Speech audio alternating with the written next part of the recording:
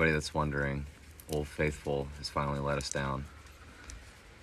We're pretty sure that it spun a rod bearing, which basically means that the whole engine needs to be rebuilt or the long block replaced. So we're shopping for replacement motors and maybe shopping for new trucks.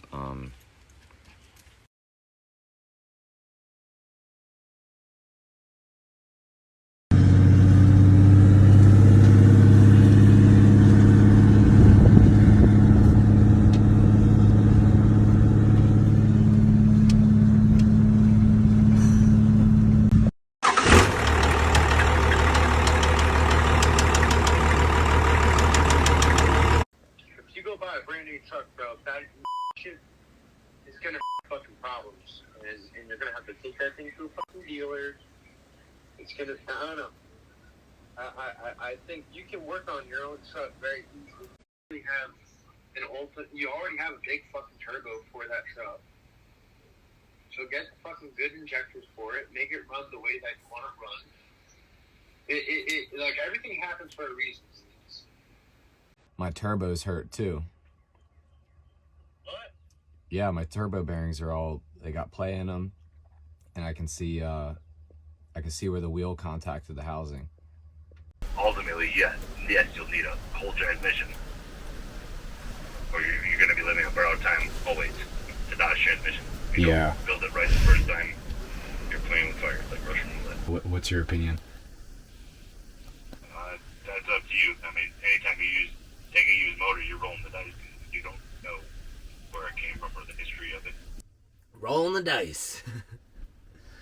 It's a tough decision to make. You spend $2,500 on a complete engine, sell a couple things off of it, maybe it ends up costing you $1,500 or $2,000, or you spend like $6,000 on a remanufactured engine, and people still have problems with them sometimes. So, and wait 4 weeks to get it. That's probably the biggest problem, right? Yeah. The positive side of if we get the takeout engine and we get it right away and we spend a lot less money, then I just get more practice with pulling the motor in and out, so next time it won't be so hard. We haven't fully diagnosed the issue yet, but we're pretty certain that we've spun a rod bearing or a crank bearing in the old 12 valve. Our turbo is also hurt, presumably from the same oil contaminants or whatever else has happened here. To kind of catch you up on the engine itself, it's needed a head gasket for probably a year now. It's burned coolant pretty consistently, probably almost like a gallon every 1,000 miles. So Friday when we were driving up here and she started knocking, thankfully we were able to pull over right away, and I pulled off all the valve covers just to make sure there wasn't like a rocker arm laying loose in the under the cover or something like that. But that was all solid. What was kind of strange, it seemed like there was a lot of kind of sludge material under the valve covers, whereas 30,000 miles ago or so, when I adjusted the valves and put the new valve cover gaskets on, it was spotless clean. So it seemed like there was a fair bit of kind of like moisture buildup, which can be kind of normal, but there was a lot of like gunk under the valve covers too, which I thought was kind of strange. I also want to remind everybody that this is like day 1.1. This is like the first hour of the second day of actually digging into anything on the truck. We haven't pulled the pan, we haven't inspected the rod bearings or the crank bearings exactly yet, but like we know that there's bearing material in the oil. The other thing I wanted to mention is that we change the oil every 4,000 to 6,000 miles. I tend to buy what's on sale or whatever, but I usually get a good filter. I haven't cut this filter open yet. We're gonna cut it open and see what's inside, but as you can see, it's a brand new K&N. It's less than 1,000 miles old, and I'm looking forward to seeing what's inside of it. I just took the filter and dumped it into a clean quart here, and we'll show you how much glitter we got going on.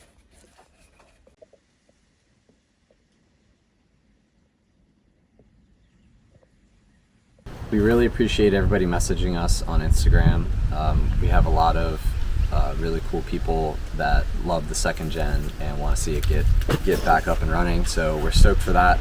A lot of people have been asking us, why do we think it's going to be 10 grand to take care of this? Well, number one, we could get a complete takeout for 2,500 bucks and roll the dice, but we really don't want to do that. So we're going to get the new long block. That's going to be, $5,000-$6,000. And then we have to do a lot of accessory stuff around that. So injectors, injector lines need to be replaced on this. We plan on doing a filter bypass setup, so we'll have a dual oil filter setup. There's a lot of other accessory things that need to be taken care of, I'm sure, once we get into it. But the number one thing is the transmission. So we have the K27 turbo. We're going to get some appropriately sized injectors, and at that point we're going to be beyond what this 47RE can handle.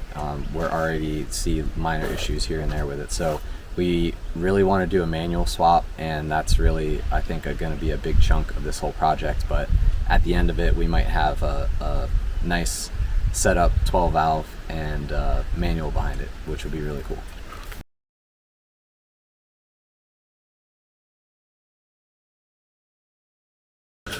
Welcome to the shop. Yeah, baby.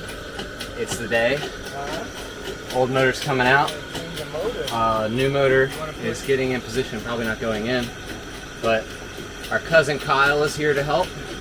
He's a major help. And yeah, I think we're gonna have a good day.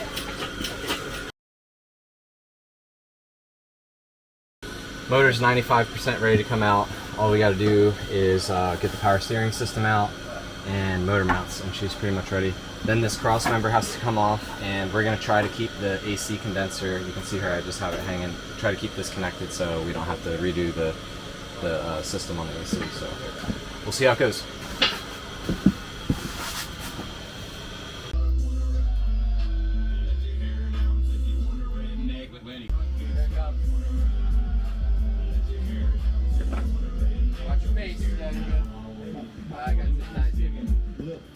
Okay, update. The condenser's out of the way, cross member's out of the way.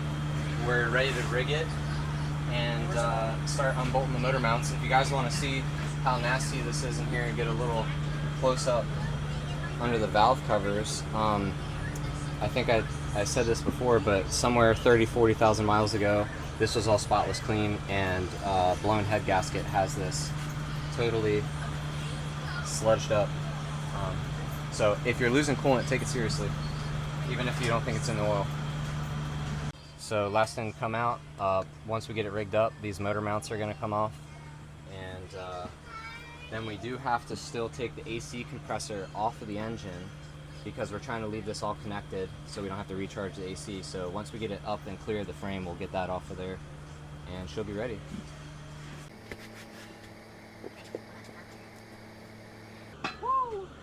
The engine is out. We're calling this officially out right now. So it's time to have full beverage, and Can you clean yourself off a little yeah, bit? kind of like organize our thoughts here. We're on a slight, we're not completely level. We're on a slight downhill facing the passenger side. So we're kind of fighting it, wanting to go that way.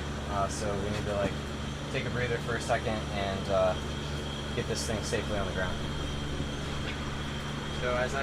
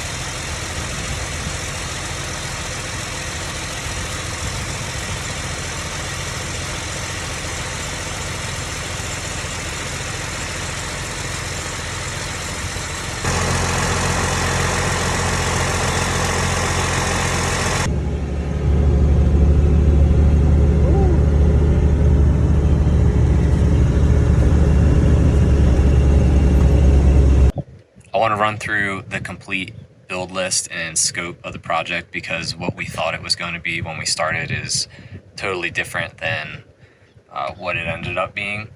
So we did a long block, but we ended up getting ARP head studs in the long block from the factory, so that was a little bit more money than we were expecting, or we initially thought. We were talking 5-6 grand. It was more closer to 8.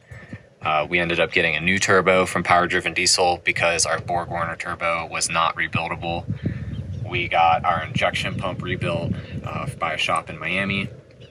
We got all new injection lines, all new injectors from Power Driven Diesel. We got intercooler boots from Power Driven Diesel. We got our transmission build kit. We got a 550 horsepower kit from them. We got a billet single disc torque converter from Florida Torque Converters.